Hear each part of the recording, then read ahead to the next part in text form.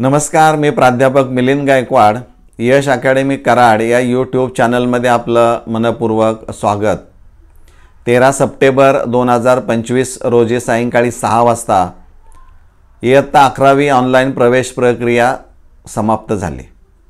रविवारचा दिवस गेला, आज सोमवारचा दिवस गेला. या दोन्ही दिवसामध्ये कुठेही पुढच्या प्रक्रियेच्या अनुषंगानं म्हणजे 11वीची प्रवेश प्रक्रिया पुढे कशी होणारी आहे या अनुषंगानं कुठेही अधिकृत वेबसाईटवर नोटिफिकेशन दिसत नाही. आणि त्यामुळं इयत्ता 11वीमध्ये प्रवेश घेऊ इच्छित असणारे जे काही विद्यार्थी असणारे आहेत किंवा काही विद्यार्थी प्रवेश रद्द करून पुन्हा दुसऱ्या कॉलेजमध्ये दुसऱ्या शाखेला प्रवेश घेऊ इच्छित आहेत, असे विद्यार्थी आणि त्यांचे पालक यांच्या मनामध्ये निश्चित एक काळजीचं वातावरण निर्माण झालं असेल किंवा मनामध्ये भीतीचं वातावरण निर्माण झालेलं असणार आहे. आणि हे भीतीचं वातावरण निर्माण होणं हे साहजिक आहे, कारण वर्ष वाया जाऊ नये असं प्रत्येक विद्यार्थ्याला आणि पालकांना वाटणं हे साहजिक आहे. परंतु वेळापत्रक जाहीर न झाल्यामुळं ती भीती वाढताना दिसते. आणि मग यामुळं मला असं वाटलं की यावर एक व्हिडिओ काढणं अतिशय गरजेचं आहे. फक्त हा व्हिडिओ पाहणारे जे सर्व प्रेक्षक असतील, जे कोणी असतील, त्या सर्वांना एक माझी कळकळीची विनंती आहे की आपल्या संबंधित जेवढे म्हणून ग्रुप असणारे आहेत त्या सर्व ग्रुपवर हा व्हिडिओ पाठवा. म्हणजे तुमच्या हातून अतिशय चांगलं असं सामाजिक कार्य घडेल, कारण खूप महत्त्वाचा व्हिडिओ असणारा आहे. म्हणजे आपण या व्हिडिओच्या माध्यमातून पालकांची, विद्यार्थ्यांची आणि त्याचबरोबर ज्या उच्च माध्यमिक विद्यालयामध्ये जे काही अपेक्षित क्षमता असणार आहे तिथं विद्यार्थी संख्या कमी पडते यांची काळजी कमी करण्याच्या दृष्टिकोनातून आपण प्रयत्न करणार आहोत.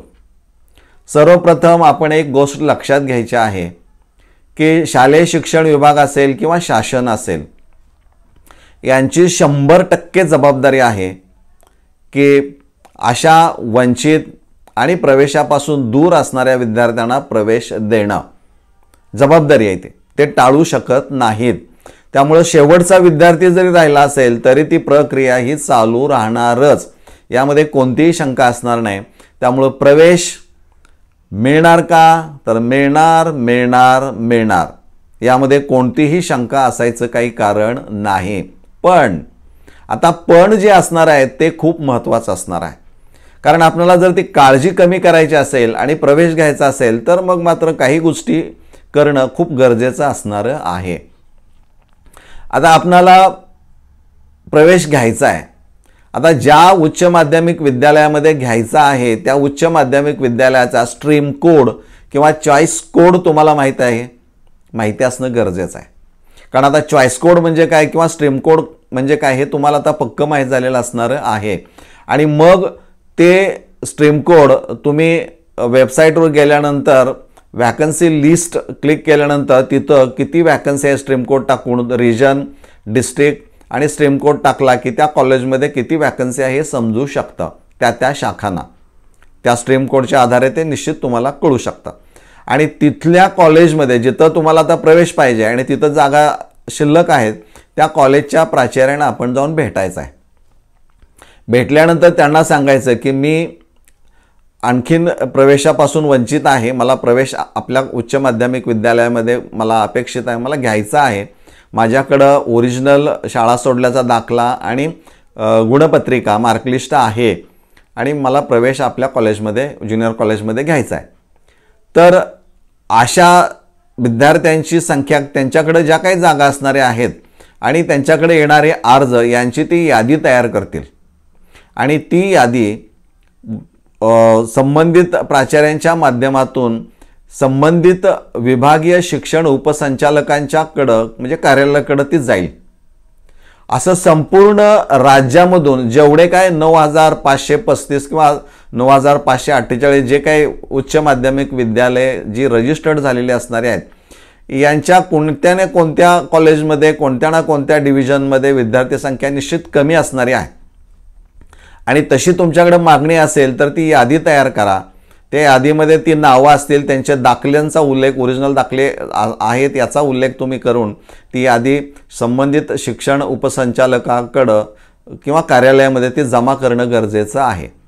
ही प्रोसेस 2 ते 3 दिवसामध्ये करा, कारण शिक्षण उपसंचालकांच्याकडे साधारणपणे डेटा येणं गरजेचं आहे असं मला वाटतंय.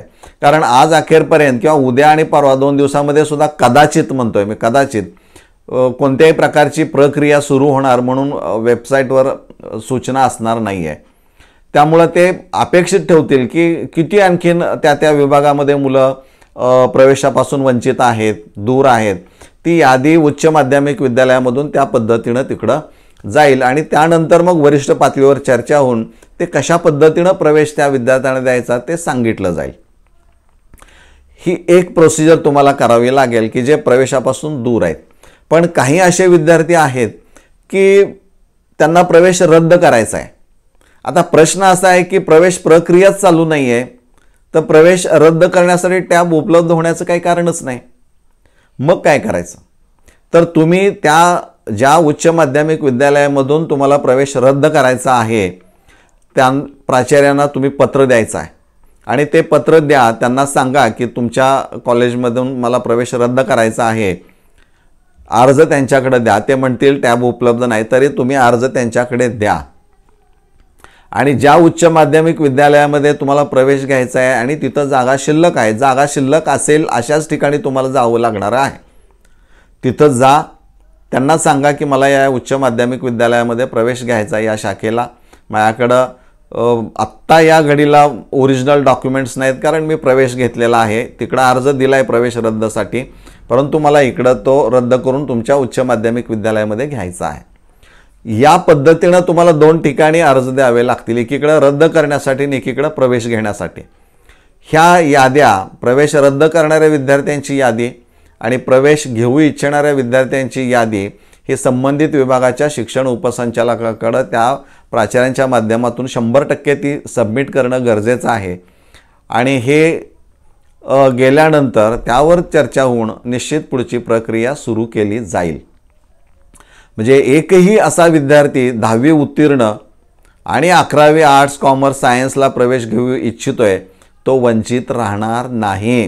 त्याला प्रवेश मिळणारच, यामध्ये कोणतीही शंका असणार नाही.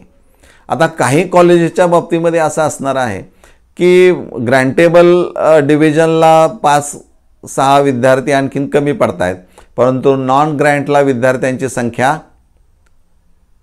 अपेक्षित आहे. आणि मग जर तुम्हाला तसं त्या विद्यार्थ्यांना ग्रँटेबलकडे आणायचं असेल तरीसुद्धा ती प्रोसिजर आपल्याला करता येईल, तो प्रयत्न करा. म्हणजे जे काय मेरिटचे विद्यार्थी असणार आहे ते नॉन ग्रँटकडे आले ते ग्रँटेबलला तुम्ही घेऊ शकता, पण त्यासाठी आत्ताचीच प्रोसिजर. एकीकडे तुम्हाला तो प्रवेश रद्द करण्यासाठी अर्ज घ्यावा लागेल आणि ग्रँटेबलकडे प्रवेश घेण्यासाठी पुन्हा प्रवेश घेऊ इच्छितोय म्हणून तो अर्ज, ती यादी स्वतंत्रपणे तुम्हाला त्या डेप्युटी डायरेक्टर ऑफिसला सबमिट करावी लागणारी आहे. म्हणजे अशा पद्धतीची एक प्रक्रिया इथून पुढच्या काळामध्ये आणि कमी कालावधीमध्ये होण्याची शक्यता 100% आहे.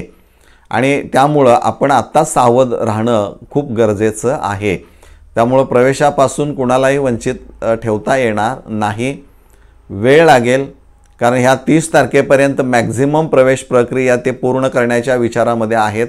कारण पुढं संच मान्यता आहे, पुढचे अनेक प्रश्न असणारे आहेत आणि त्यामुळं जितक्या लवकर हे पूर्ण करतील जे राहिलेल्या विद्यार्थ्यांसाठी, पण या पद्धतीनं ती प्रक्रिया ही केली जाणारी आहे असं मला वाटतंय. कारण काही ठिकाणी मी चर्चा केली त्यावेळेस लक्षात आलं की या पद्धतीनं प्रवेश प्रक्रिया होण्याची शक्यता आहे आणि तसा मग विचार करून मी व्हिडिओ काढलेला आहे. त्यामुळं कॉलेजेसनं विद्यार्थी आणि पालकांनी भेटणं, अर्ज देणं, त्यांना सांगणं, विनंती करणं आणि कॉलेजेसनं संबंधित उच्च माध्यमिक विद्यालयाच्या प्राचार्याच्या माध्यमातून विभागीय शिक्षण उपसंचालकांकडे त्या याद्या वेळेत सबमिट करणं, ही प्रक्रिया करणं अतिशय गरजेचं आहे.